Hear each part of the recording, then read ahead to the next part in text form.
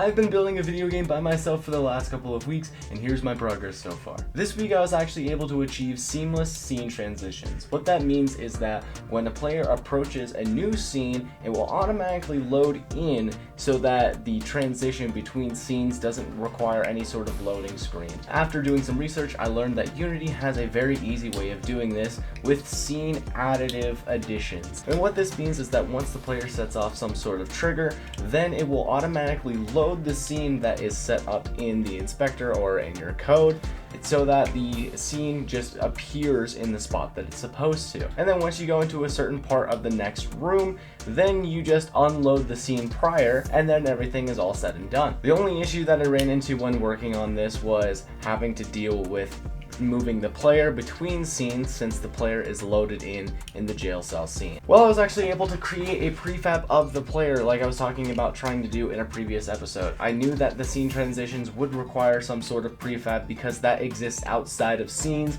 and just in the project in general. This being said, my fix with the player object being loaded in and moving through the different levels was to create a new scene that would load the beginning scene. How this works is that there is now a new default scene that the player will start in, but then that scene's only job is to load the jail cell scene. What I plan to do for next week is actually begin starting the puzzles that are going to take place in the hallway area. Once I'm able to actually get those started, then I can completely finish off the gameplay area of the hallway like I have just done for the jail cell. So my plans for next week are actually just to start doing some puzzles for the hallway and making them a little bit more challenging than the puzzles that I did for the jail cell room.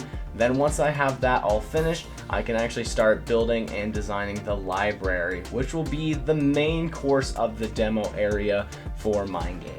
Make sure you stay tuned for the episode in which I start building the library, because that is going to be when I actually announce the name of the game and kind of the overall theme of the story to give everyone some background on the world I'm about to release to the public. That is all for this week. Stay tuned for next week when I hope to make those changes.